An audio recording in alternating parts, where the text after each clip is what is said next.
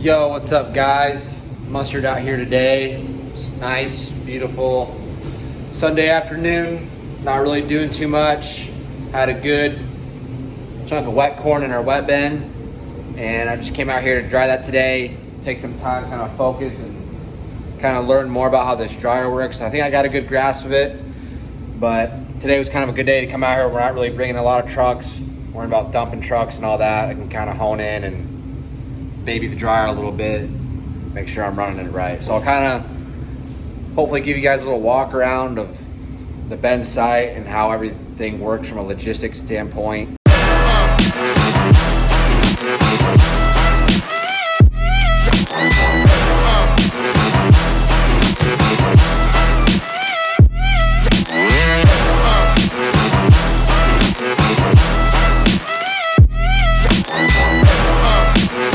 I'll just walk you through of how the corn comes in and where it goes from start to finish. So obviously we do have a scale. You can see that little building over there, and right along it there's a scale. So the truck comes in the far north drive, scales in and curves around here, comes to the dump. You get here to the dump, we have two dump lanes. This is obviously the primary one. You pull up, don't have to move ahead. You can dump both hoppers. This pit over here, just a smaller single pit, just kind of as a secondary one. Once you got a truck pulled up and it's ready to dump, I usually make sure I know where the corn's going. So when I go to dump a truck, there's these two pits over here. Each of our dumps labeled here. The single one's the far single dump by itself, and then the main one is, we call it the double dump. Now the double one dumps into the single one actually. So when you go to start dumping, you turn that one on and you simply just click it and you hit start. If I was gonna dump a truck, then I'd do the same thing, then start the double one and start it up. Another thing we do with every load of corn we bring in, we always take a sample and check moisture and test weight. That way when we're done with the field, we have an average moisture and test weight of the field. And also we know what to figure for shrinkage, so we know what we actually have for dry bushels at the end of the season. We got two little handy corn catchers here. Pull the truck up, you start dumping, get this under the hopper, get a sample. Then you come right back in here, you dump into the top of here, you push this little load button down here, dumps the corn. It'll give you a moisture reading, the temp of the corn, and then the test weight. I'll walk you around the conveyors, the legs, the dryer, and all that, and kind of explain the journey the corn takes as it goes through the system. Okay, so this is the main conveyor coming from the dump pit. That dumps into this first leg, which we call the wet leg. From there, it will either dump into this wet bed, or it can dump straight into the dryer. So once corn's in the wet bed and I got the dryer running, there's a little sensor at the top of the dryer. Once it gets below that sensor, it'll call for corn. And if there's not a truck dumping and that dryer needs corn, this conveyor right here will kick on automatically and start pulling corn out of this bed. And they go straight into the dryer. So here's the dryer. You can see that downspout. That's how the corn gets in, and it slowly comes down. You got a burner fan there, a burner fan there, a burner fan there, and a burner fan there. It blows hot air through the dryer. As the corn works its way down, it gets to this very bottom section. Bottom here is the conveyor, which unloads it. Another thing to mention, this bottom section of the dryer is a cooling section, so I'm helping that corn cool down before it hits the dry bed. So then after it comes out of that bottom conveyor, which is right here, goes across the bottom of the dryer, it dumps into this unload conveyor, goes to the second leg, which we call the dry leg. From there, it goes up, all the way up that dry leg, and there's a fill conveyor that goes across the top of these two bends, hits that conveyor. Right now, I got it going to this first bend. That's all it does. I got both these outside fans running, just helping pull a little bit of moisture, little extra moisture out of there, and just to really cool things down. So you like to keep things nice and cool so they store better. So there's the wet bin. It holds 60,000 bushels. We got the two big dry bins, 180,000 each. Time to make the climb. Let's go. I'm gonna stop right here quick and see if you can kind of see corn in the dryer, you can see these little triangles that are open that lets the air push out. So if you look in there, you can kind of see the corn. Yep. If you look closely in there, you can kind of see the corn slowly move down. Now I'm up top here, where our fill conveyor is. Corn does.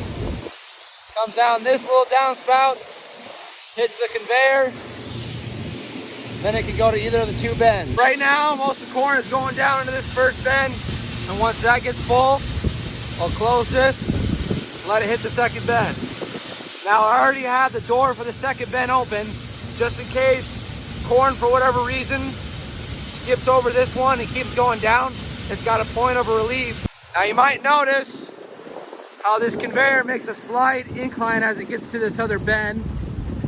And the reason for that is, in the future, if we ever plan on putting another bend up, it would go right next to this one, and then another conveyor would go right here, probably tie into here somewhere, so it can hit that conveyor and go to the next bend. Even though I got corn going to the first bend, there's just enough that skipping past that and getting down to this end of the conveyor. So that's why we leave this gate open all the time.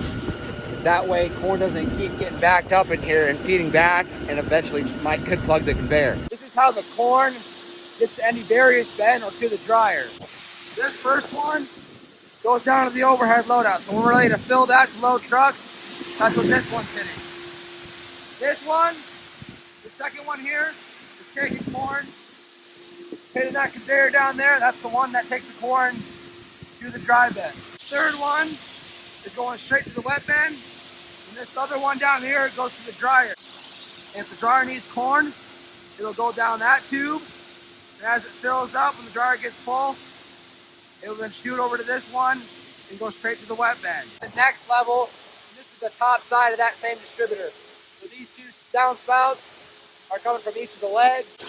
The nice thing about this distributor is that I can dump any leg into any spot I want. Let's say I'm bringing in corn and it dried down in the field and it's between 15 and 16%.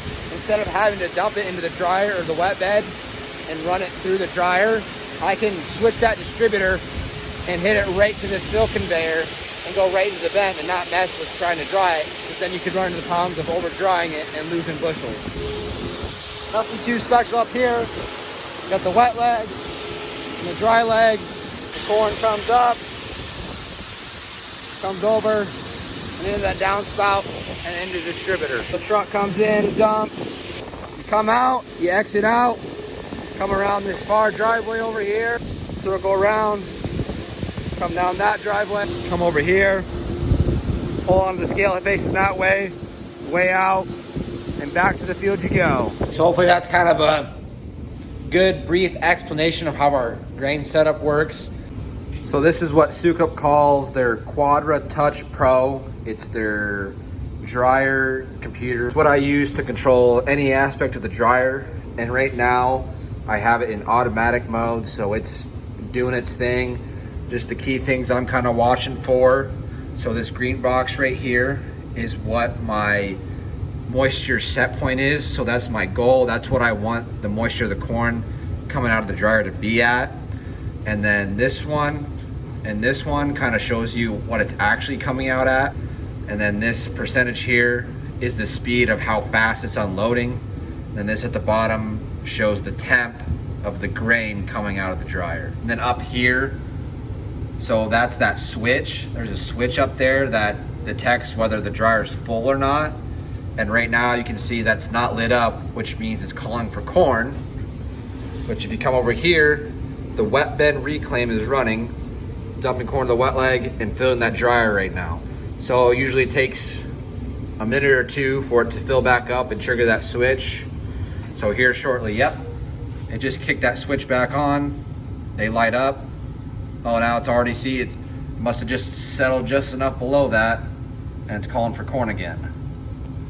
So that should kick on and just continually fill it as needed. The tricky thing this year about drying corn is that it's coming in anywhere from mid-15s to 18, some of it's come 19. But the tricky thing is only taking a couple points off is kind of difficult because it can only go through that dryer so fast. So what I'm doing is I have all the fans on the dryer running, but I'm only running 2 of the 4 burners. That way it just takes a little bit off and not too much. So by the time it gets to that second half of the dryer, it's not still drying it, and it's just kind of cooling down and then flowing out of that bottom conveyor. So the nice thing about this is it kind of adjusts itself of how fast it unloads, but depending on how much your moisture might vary, your actual moisture might get away from you. Like if it starts going in too dry, it'll dry it down too much, and you kind of want to prevent that. Or if you get a wet spot in there,